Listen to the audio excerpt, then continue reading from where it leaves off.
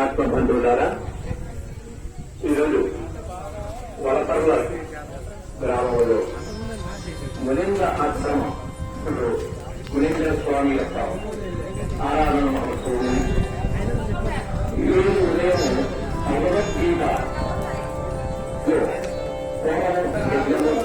జరిగినది.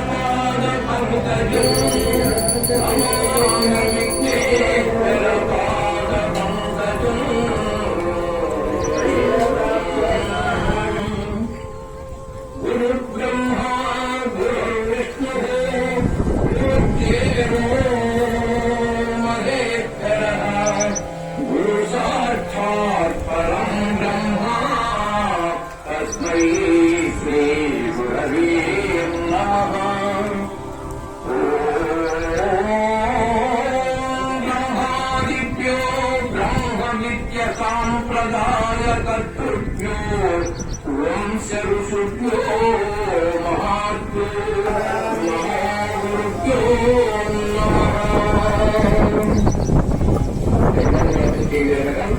భగవద్గీతలో విగ్రహములకు కానీ మనం తినే ఆహార భజనములకు కానీ సమస్తానికి బ్రహ్మార్పణం బ్రహ్మార్పణం అని గురించున్నారు అని మాకే చెందుతాయి.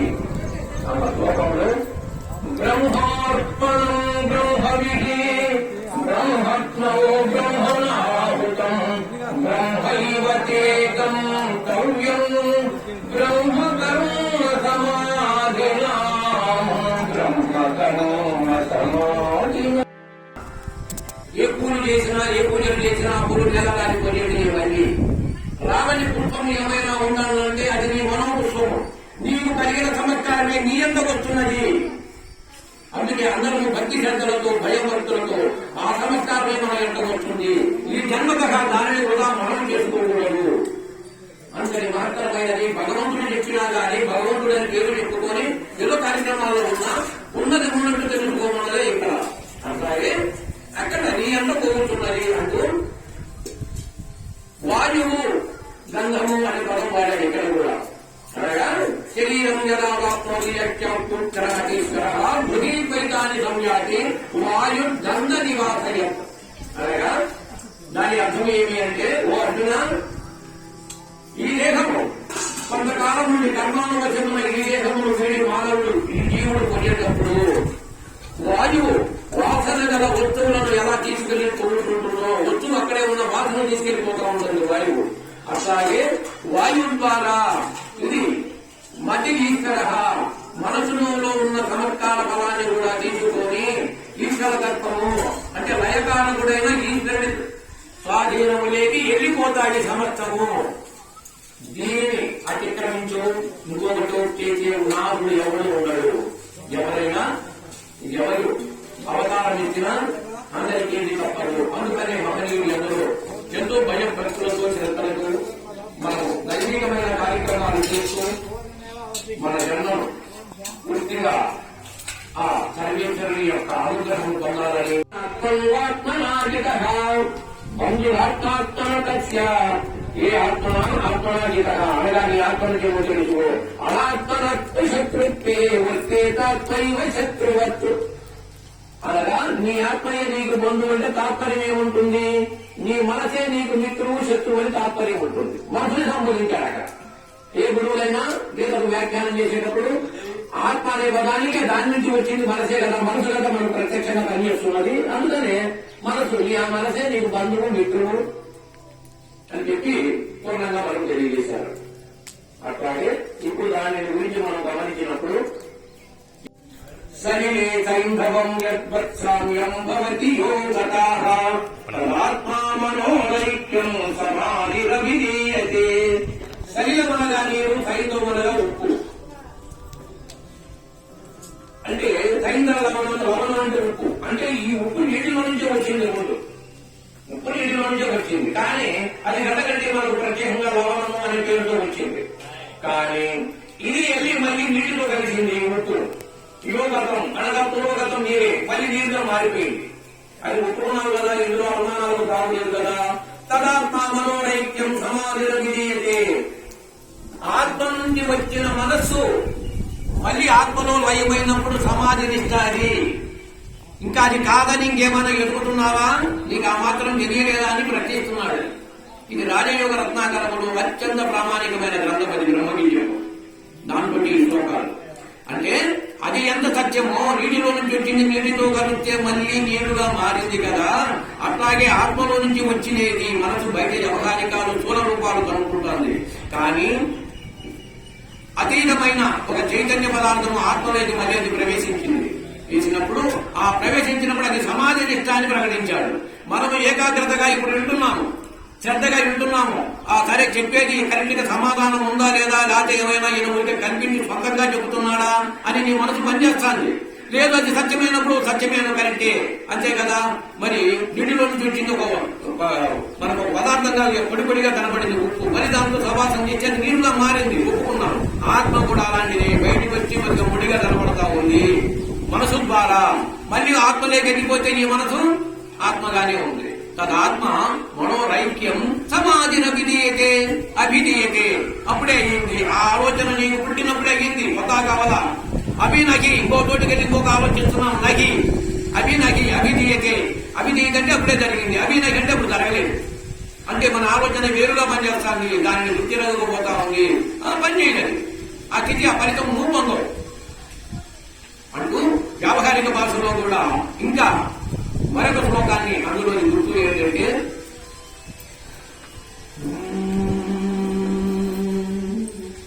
ఉదితౌదార్య సౌందర్య వైరాగ్య రథ గర్భిణి ఆనంద చెందిని ఐషా సమాధిరవిధీయతే. ఉత్తమమైన వైరాగ్యమైన ఆలోచనతో, ఇది ఎంతయో వాస్తవానికి వివరించే సత్యాలు కాదు కదా. నా అంతరంగమున్న పరమాత్మ సత్యము, నా అంతరాత్మ సత్యము, దాంట్లో నుంచి పని చేయించున్న మనసు కూడా పట్టుకుంటే అదే అన్ని తెలుసుకుంటాంది. కానీ ఆత్మ నుంచి వచ్చింది, అది కూడా సత్యమే. ఆ మనసు కూడా సత్యాన్ని కనుక్కునే జ్ఞానం దానికే ఉంది అని అంటూ, అట్లా ఉత్తమమైనటువంటిది వైరాగ్యం అనగా ఇతర విషయాల మీద ఏ దాని మీద ఆసక్తి లేదు, దాని మీద మనసు పోవటం లేదు. ఇది సత్యమని తెలుసుకోవాల్సిందేనా అని మనసు పట్టింది. అప్పుడు వైరాగ్య రసగర్భిణి ఆనంద చెందిని సమాధిరవిధీయతే. నీవు మనసు నిలబడినప్పుడు ఆనందం ఉన్నది అందరికీ. ఇక్కడ ఈ భావన వినేటప్పుడు అర్థం చేసుకునే వాళ్ళకి ఆనందం ఉండదు. ఇది అర్థమే కాలేదు, ఆనందం ఉండదు. అది గొప్పలే, అర్థం కాలేదు కదా, నాకు అర్థం కాలేదు, నాకెందుకు ఉండదు ఆనందం? ఉండదు. మన మనసు నిలబడినప్పుడు అక్కడ ఆనందంగా ఉన్నది. ఏ దాని మీదైనా ఒక ప్రదర్శనలు ఉన్నాయి, ఏ దాని మీదైనా మనసు నిలబడితే ఆనందం ఉంది. అక్కడ ఇంకొక వ్యక్తికి మనసు నిలవలేదు, ఆనందం లేదు ఆ వ్యక్తిలో. అందుకనే ఉదిత ఔదార్య సౌందర్య వైరాగ్య రస గర్భిణి ఆనంద చెందిని సమాధిరవిధీయతే. ఆనందం అనేది మనసు నిలిచినప్పుడు ఆనందం ఉన్నది. ఎవరికైనా సరే మనసు నిలబడినప్పుడే దాని మీద ఆసక్తిగా అలా ఉంటాం కాసేపు. మన మనసు నిలవలేదు, వదిలేసుకుని వెళ్ళిపోతాం అక్కడి నుంచి. అట్లాగే నీ మనసు నిలిచినప్పుడు నువ్వు ఆనందాన్ని పొందుతావు, నీ మనసు నిలవకపోతే ఆనందాన్ని పొందవు. ఆనందం అనేది ఎందుకు అవసరమో, ఇప్పుడు అందరికీ ఆనందమే అవసరం. నాకు ఇవాళ నరకంగా ఉండాలి అని ఎవరైనా అడగలుగుతారా? నాకు ఆనందంగా ఉండాలని అనుకుంటా ఉంటారు. మరి ఆనందంగా ఉంటే ఆనందం ఏ దానికి సంబంధించి ఎలా వచ్చాది? మనం కనిపించే వస్తువుల మీద ఆనందం పెట్టుకున్నాం అనుకో, ఈ వస్తువులన్నిటివి అనాత్మలు. అందుకని ఆత్మ చైతన్యం ద్వారానే నీవు నిజమైన ఆనందాన్ని పొందుతావు. అది మన దేహమంతా సర్వత్రా వ్యాపించి ఉన్నది. ఈ దేహంలో ఆ చైతన్యము ఉంటేనే సర్వత్రా వ్యాపించి మన వెళ్ళటానికి ఉన్నాను. దానికి ఏదైనా ఒకటి గమనించండి. వేదాంత పరిభాషలో అత్యంత గొప్ప సీకలో ఒక పదం ఉన్నది. పరమాత్మ ముళ్ళు గుర్తగా సందు లేకను కలిగి ఉన్నది పట్టబయలే. ముళ్ళు గుర్తగా సందు లేకుండా ఉన్నాడు. ప్రహ్లాదుడు కూడా చెప్పాడు, అందుగలడెందు లేడని సందేహము వలదు చక్రి సర్వోపగతులు ఎందెందు వెతికిన అందగలడు. వింటే దానవాక్యం నువ్వు వింటే ఉన్నాడు. నేను అంత వినను అని తండ్రికి వ్యతిరేకిస్తున్నాడు హిరణ్యకశిపుడు. అంత కాదు, నాకు తెలుసు, నేను గొప్పవాణ్ణి. వినకపోతే పనిష్మెంట్ ఎలా జరిగింది? హిరణ్యకశిపుడు వ్యతిరేకించి వినకపోతే పనిష్మెంట్ ఒకసారి అందరికీ తెలుసు. తన సొంత స్వగృహములో నడిబాకిట పగలబీగి దేహాన్ని రక్తం చిందిస్తూ ఉంటే ఆ శ్రీహరి వచ్చిన నరసింహ అవతారము బ్రహ్మదేవి విధాతకు జరిగేదంట అవతారం. ఈ విధాత ఇప్పుడు ఏ అవతారం ఎత్తి ఈయనను కడదేరుతాడు? ప్రహ్లాదుడు ఇక్కడే ఉన్నాడు అక్కడే ఉన్నాడు అంటున్నాడు. అన్నప్పుడు ఆయన రావాలి. ఇప్పుడు ఎలా వస్తాడు? బ్రహ్మకు తెలియదు ఆయన ఏ అవతారం ఎత్తాడు. విధాతకు తెలియని అవతారం నరసింహ అవతారం. ఆ బ్రహ్మకు కూడా తెలియని అవతారంతో వచ్చి నడివాగిడ పడేసేసి కుటుంబ సభ్యులు, తన వార పరివారము, సైన్యాధిపతులందరూ చూస్తూ ఉంటే కాపాడే దిక్కు లేకుండా పోయాడు. వినకపోతే నువ్వు వింటే ఉన్నాడన్నావు, వినలేదు. ఆఖరికి పనిష్మెంట్ ఏం జరిగింది? ఎంత చెట్టుకు అంత గాలి. ఆయన స్థాయికి అంత జరిగింది. ఎవరికైనా సరే ఎంత చెట్టుకు అంత గాలి. ఆ పనిష్మెంట్ జరుగుతాయి మనందరికీ. ఆ పరాత్ముడు భాగవతుడు తండ్రిని తప్పించిన వాడు గొప్పవాడు అంటారా లోకంలో ఎవరన్నా? మరి ప్రహ్లాదుడే గొప్పవాడిని కెక్కించాడు. ఎందుకని? సత్యాన్ని అంగీకరించాడు, తండ్రి సత్యాన్ని వ్యతిరేకిస్తున్నాడు. అది అందుకని ఈయన గొప్పవాడయ్యాడు. ఆయన వ్యతిరేకించడం వల్ల చెడ్డ పేరే తెచ్చుకున్నాడు. మనమందరము కూడా ఏ పని చేసినా, ఏ పనిలో కూడా ఈ జ్ఞానానికి ఏది అర్థం రాదు. చెప్పాలంటే కొన్ని పనులు చేయాలంటే కొన్ని పనులు ఆపుకొని ఉండాలి. నీవు ఈ జ్ఞానానికి నీ హృదయంలో పెట్టుకొని నువ్వు ఏ పని చేసుకుంటున్నా మనసులో అది ఉంటుంది. హృదయానికి చెవులుంటే జగమంతా నాదమయం. చెవులు హృదయంలో ఉండాలి. చెవు ఎక్కడుండాలి? ఇక్కడ వదిలేయటం కాదు. నీ హృదయానికి చెవులుంటే జగమంతా నాదమయం. కూర్చోండి. నీ హృదయానికి చెవులుంటే ఈ జగమంతా నాదమయంగా ఆయన నాద బ్రహ్మము. అనగా చిన్న విషయములో అత్యంత గొప్ప ఫలితాన్ని పోగొట్టుకుంటాం. ఇక్కడ కొన్ని కార్యాలు కర్మలు చేయటం మంచిదే. ఫలితాన్ని చిన్న విషయంలో ఎక్కువ ఫలితాన్ని పొందుతాం. మనం చిన్న పొరపాటు. అందుకని పెద్దలు ఎందుకు అవసరము? అనగా మనకు సృష్టించిన సృష్టికర్త అయిన ఆ శ్రీమన్నారాయణుడు ఎలాంటి వాడు? ఆయన సృష్టించిన మాయ. అందుకోసము దీనిని నువ్వు యథార్థంగా తెలుసుకోవాల్సిన అవసరం ఉన్నది. దానికి గురువు కావలసి ఉన్నాడు. నాయన ఇది దారి మంచిది, ఇది దారి మంచిది కాదు. ఇక మనము పెద్దల ద్వారా తెలుసుకున్న విషయములు కొద్ది పని చేసి, అంటే కొన్ని వేలు ఖర్చు పెట్టినా గాని ఫలితం కొద్దిగా పడవచ్చు. చిన్న దాంట్లో అంటే ఇప్పుడు యజ్ఞం చేసాము, ఎంతైనా ఖర్చు పెట్టచ్చు, ఇంకా గొప్పగా పెట్టచ్చు. దాని తర్వాత సాయంకాలం పూట ఒక భజన కార్యక్రమం పెట్టుకున్నాం. సాయంకాలం 10 మంది వచ్చారు, మనం భజన పెట్టుకున్నాం. ఈ భజనలోనూ మనం గుడికెళ్ళి కొబ్బరికాయ కొట్టి వచ్చి గుళ్ళో దేవుడు ఉన్నాడు, దండం పెట్టాను, ఈ రోజు గుడికి వెళ్ళాలని ఆనందపడతాం. గుళ్ళో ఉన్నాడనే సందర్భంలో వచ్చాము. నీటికి వచ్చాక మళ్ళీ అవకాశం ఉన్నాం. భజనలో ఒక మంచి తత్వము పదాన్ని గమనించండి. అంటే మన తెలివి ద్వారా తెలుసుకొని ఆ ఫలితము ఇంత గొప్పగా ఉన్నదా? అందుకనే ఎలాంటి వారు అట్టడులో పుట్టిన వారు కూడా గొప్ప మహనీయులయ్యారు. మరి ఎంతో గొప్పగా నాగరికంగా ఉండబడిన మనం కూడా సామాన్యంగానే ఉండాలి. ఒక చిన్న సందర్భం గుర్తు చేస్తున్నారు. భజనలో ఒక అమూల్యమైనటువంటి 2 పదాలు గుర్తు చేస్తున్నాను. ఒక పదము చాలా వరకు పదాలే ఉంటారు. నీ ఆత్మ నిశ్చలమైతే పరమాత్మ నిశ్చలమౌనురా, పరమాత్మ నిశ్చలమౌనురా. నీ ఆత్మ నిశ్చలమైనప్పుడు పరమాత్మ నిశ్చలంగా ఉన్నాడు. ఇప్పుడు వచ్చి వాళ్ళ నిశ్చలంగా కూర్చోాలని కూర్చున్నాం. పరమాత్మ నిశ్చలంగా ఇప్పుడున్నా ఆడాలి. అంతా ఏముందిలే, మొదలు చెప్పేది ఏముందిలే, భజనలే గిజనలే అనుకున్నాం అనుకో, దానికి వేరవుతున్నాం. ఇక పరమాత్మకు వేరైపోతాం. పరమాత్మ జీవుడిగా ఉంటాడు. జీవుడు చాలా మరణాలకు ఆ వాసనలు అనుకుని ఉంటాడు. చాలా చోట్ల ఒకప్పుడు బాగా పాడేవారు. కృష్ణ మా ఇంటికి రావు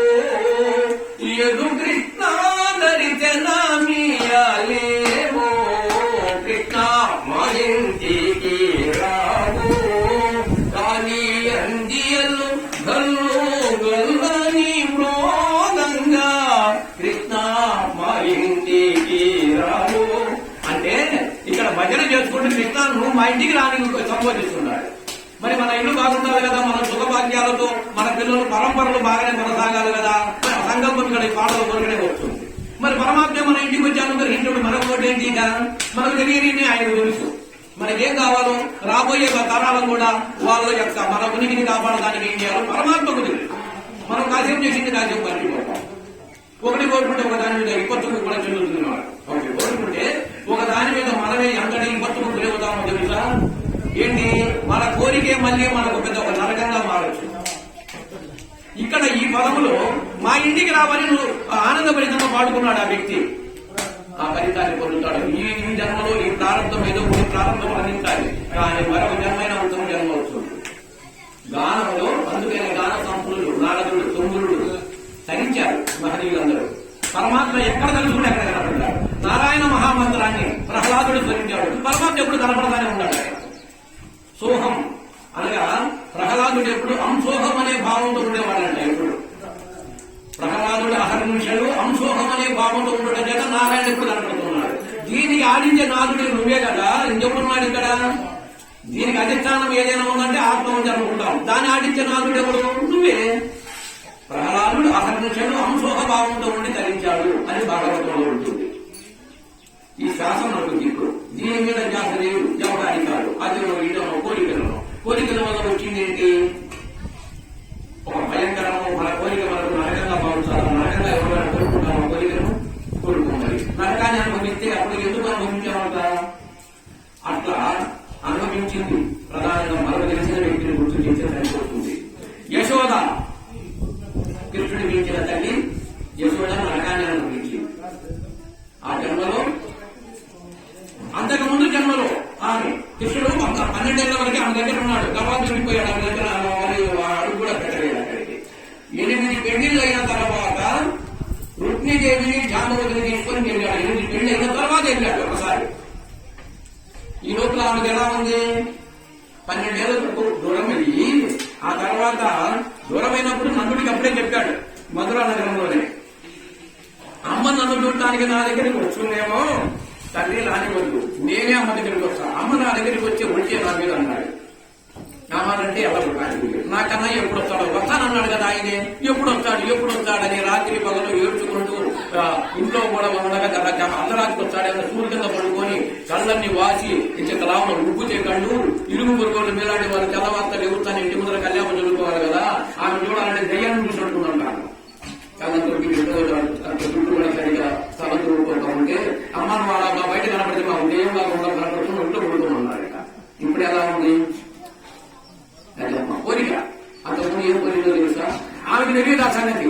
నన్ను ఎందుకు చేస్తాడు? నేనేమన్నా పక్క ఇంట్లో ఎన్న ముద్దలు తిన్నా కానీ మా అబ్బాయి తినలేదని చెప్పి వాళ్ళ మీద పోట్లాడిపోయి ఎన్న ముద్దలతో నిన్ను పెంచా. మరి విషం పెంచిన తగ్గిదనంగా అన్యాయంగా నన్ను చూస్తున్నాడు కృష్ణయ్య. ఎందుకు చేస్తున్నాడు ఇవన్నీ? ఏమి ఎప్పుడు వస్తాడో ఇదే పిచ్చి ఎవ్రీ అలా మతి చెడినట్టు జీవించింది. మూడు ఏడ్చింది. అప్పుడు వచ్చిన తర్వాత ఏడిస్తే అప్పుడు ఎందుకు చేశావయ్యా ఇంత బాధలు పెట్టామని అడుగుతుంది. నీ కోరిక అమ్మా నిన్ను తయారు చేసింది అన్నాడు. నీ కోరిక నీకు పట్టింది కదా, నాకు ఇష్టం ఉండాలి, నాకు అర్థం ఉండాలన్నావు కదా, నువ్వు అక్కడే ఉంటావు. ఏం కోరాను? నువ్వు ఒకప్పుడు కోరుకోమంటే నిన్ను నా బిడ్డగా పెంచి ఎత్తుకొని ముద్దాడాలి అని కోరుకున్నావు. పెంచాలన్నామని పెంపుడు బిడ్డగా వచ్చా. ఎత్తుకొని ముద్దాడేది 12 ఏళ్ల వయసు. అంతకన్నా మేము పెద్దయ్యా కూడా ఎత్తుకొని ముద్దాడుకుంటామా? బాల్యము 12 ఏళ్ళ ఎవరికైనా కానీ ఇప్పుడు కూడా అది బాల్యవస్థకు సంబంధించింది. అందుకే నీకు ఏం దూరం అయ్యా. పెంచాలి అనుకున్న వందంతా పెంపుడు బిడ్డగా వచ్చా. ఎత్తి ముద్దాడి నా జన్మ ధన్యత చేసుకోవాలనుకున్నావు. అంతవరకు అయిపోయింది నీ కోరిక దగ్గర. అందుకే నా దాన్ని నేను పెద్దలు రావడానికి లేదని అడిగించాను. నాయన ఈ ధర్మాల గురించి నాకు తెలియదు తల్లి, నాకు ఇంత అన్యాయం చేస్తాడా అని చెప్పి తెలుసుకో. ఈ వివాహం చూడలేకపోయాను కోరిక ఏడిస్తే మళ్ళీ రాబోయే అవతారంలో నా వివాహం చూస్తాగే తల్లి. మరి చేసేవాడు కానీ మన శ్రీనివాసుడుగా ఆమె బొగ్గులాదేవిగా వివాహం చూసినట్టు మనకు చరిత్ర ఉంది. కోరికలు మళ్ళీ జన్మని ఎత్తి నానా ప్రవర్తన పడవలసి వచ్చింది. సర్వేశ్వర సర్వము నీవే. ఇక్కడ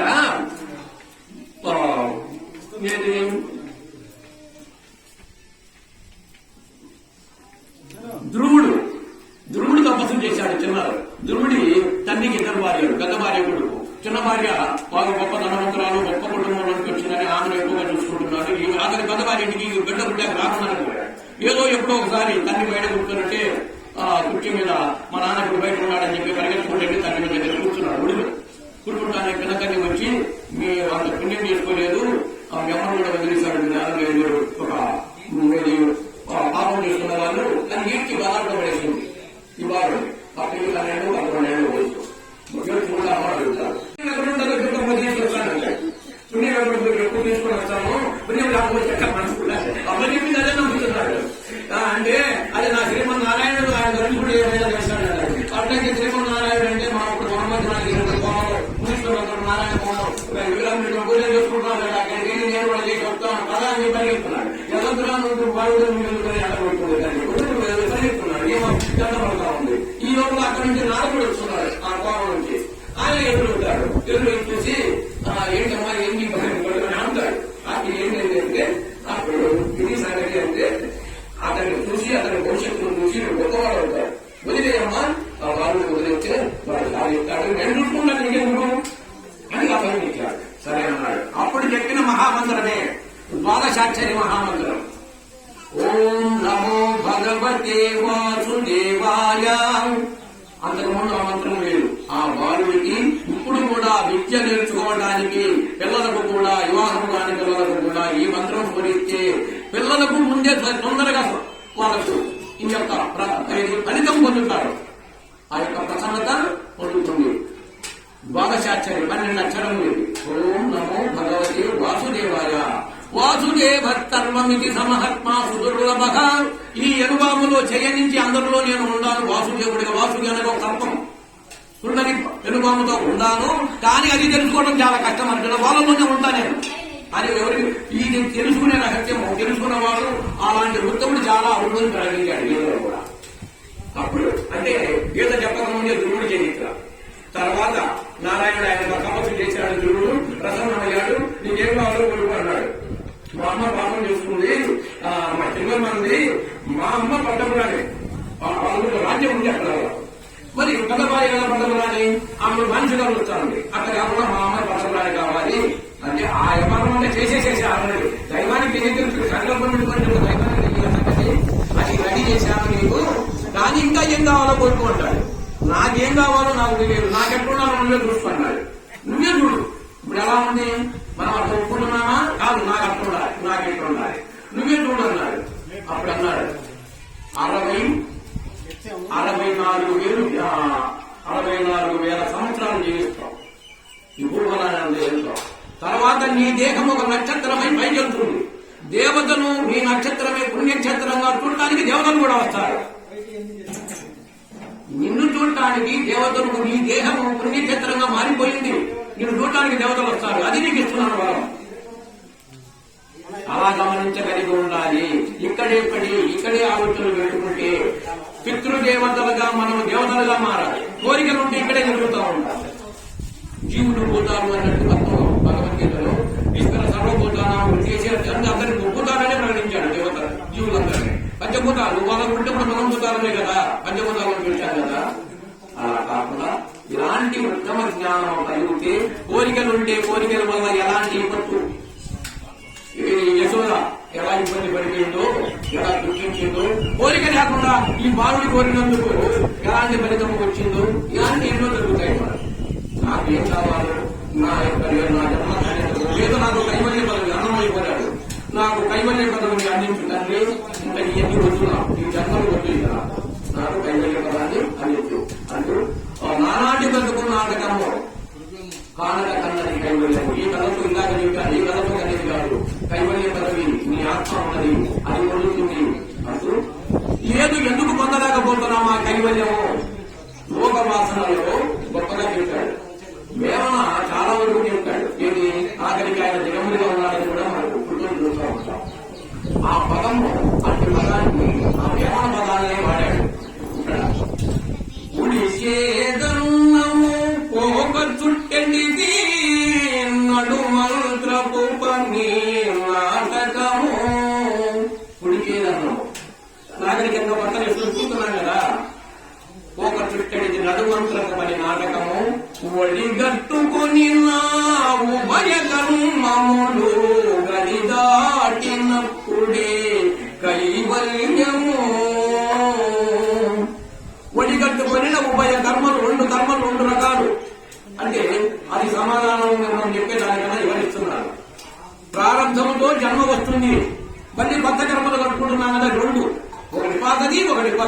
ఒడి కట్టుకొని తిరుగుతున్నాం. పెళ్ళినప్పుడు ఒడిబెల్ల బియ్యం అని కడతారు కదా, అలా ఒడి పనికి వెళ్ళినప్పుడు కూడా ఒడి కట్టుకుని పనులు చేస్తా ఉంటారు. ఆ ఒడి కట్టుకున్న ఉభయ కర్మలు రెండు కట్టుకొని ఉన్నావు, తిరుగుతున్నావు, అది వదిలించుకుంటే నీకు కైవల్యం. కైవల్యం ఎప్పుడు?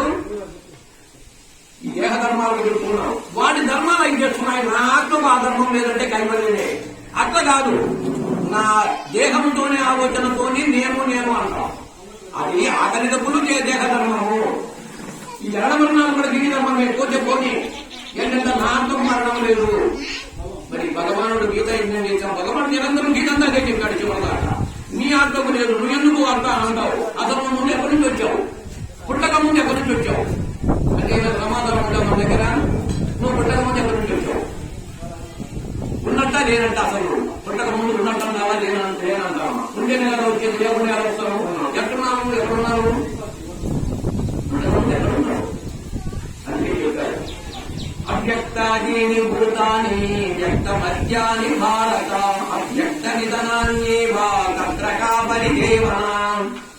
అవ్యక్తం, అవ్యక్తం అనే పరమత్వంలో ఉంటాం. అన్ని జీవుల రూపంలో, సూక్ష్మ రూపంలో, అమూరూపంలో ఉన్నాము. తల్లి గర్భంలో పడి వ్యక్తమయ్యాము, సంచరిస్తున్నాము. మరి దేహం పోయి ఎక్కడికి వెళ్తాం? మళ్ళీ అవ్యక్తమే వెళ్తాం. అవ్యక్త నిధి నిధనాన్యేవా, అక్కడ నిధి ఉంది ఒకటి, ఆ నిధిలోకి చేరుతుంది ఆత్మ. దానికోసం అది మళ్ళీ వస్తుంది. దానికి ఇక్కడ ఏదో పోయింది వచ్చిందని తత్తర పడిపోవడం. ఏమొచ్చింది నీకు ఇప్పుడు? ఎందుకు తత్తర పడుతున్నావు? తత్తర ఏదో తత్తరపాటుగా ఉండాలి అంటారు. ఎవరు ఏదో తత్తరపాటుగా ఉంటావు, తత్తరగా మాట్లాడతావు ఏంటి అంటారా? అదే పదం వాడాడు. తత్తరగా పరిదేవన ఏంటి అంతని తత్తర? నీకు వచ్చింది ఇది పోతుంది. కానీ ఈ వచ్చిపోయే దానికి ఏదైతే కారణమై ఉందో, దానికి ఏదైతే ఇచ్చిందో ఇహపరాలు ఉన్నాయి. దాన్ని తెలుసుకొని దానికన్నా పరాత్పర తత్వాన్ని తెలుసుకో. వచ్చిపోయేదానికి వేరుగా ఉన్నది, వేరుగా నేను ఉన్నాను. నేను ఉండబట్టే సూర్యుడికి ఉపదేశించి దానికి ఇప్పుడు నేను వారికి ఉపదేశం చేస్తున్నాను. దానికి వేరుగా ఉండబట్టి నేను ఎప్పుడు ఉన్నాను. దానికి కూడా చెప్తున్నాను నేను కూడా నీకు. కానీ నీవు ఆ భావ సారూప్యాన్ని పూర్తిగా ఒప్పుకోవటం లేదు. ఇందాక ప్రహ్లాదుడు ఉన్నాడే, ఒప్పుకోవటం లేదు. నువ్వు ఇంటే ఉన్నాడు. వినడానికి ఏమైనా కష్టమో లేదా వారికి ఖర్చులు డబ్బులు ఉన్నాయా? పరమాత్ముడు అంతా ఉన్నాడు. ముళ్ళు గుర్తగా సందు లేకుండా ఉన్నాడు. మన దేహంలో కూడా ఉన్నాడంటే ఇప్పుడే నిరూపణ ఉంది. గద్దల చేత, గురువుల చేత. సరే, ఈ ఒక మాట చెప్పి చేస్తాను. ఒక చిన్న ముళ్ళు మన కాలికి గుచ్చుకుంది. ఇంతలావు మనిషికి అంత చిన్న ముళ్ళు ఏ పెద్దకి ఏమొచ్చిందని దాన్ని తీసిందాక ఊరుకోమే. ఇంత మనుషులము అంత ముక్కు ముళ్ళు గుచ్చుకుంటే ఏమైందంట? ఏం చేస్తున్నాము? ఎందుకు తీసుకున్నాము? ఇక్కడ ఉన్న ఆత్మ చైతన్యము అది అనాత్మ. ప్రాణం లేనిది ఒకటి వచ్చి పడింది ఇక్కడ. ఇది ఒప్పుకోరు. చేసింది మనము. అప్పుడు ఆ చైతన్యం ఆపాదమర్థకము వరకు ఉందా లేదా? హిపీలగా అది బ్రహ్మ పర్యంతరము ఉందా లేదా? ఈ ఇష్టమంతా ఉంటేనే కదా ఈ చైతన్యం అంతా గమరాలుతున్నది. ఆత్మ యొక్క ప్రతిరూపంగా నువ్వు ఎలా చూస్తావంటే ఇష్టాన్ని చూడాలి. మనం సరికాలని అలాంటి సంవత్సరాలకు ఈ ఆక్రమాలు అప్పుడు సాధనం ఉంటాయి. నాకు పూజా కార్యక్రమంలో కూర్చోండి, గురు ప్రసాదం చేసుకుంటూ అందరూ కలిసి ఓం సహనావతు సహనౌ భునస్తు సహవీర్యం కరవావహై తేజస్వినా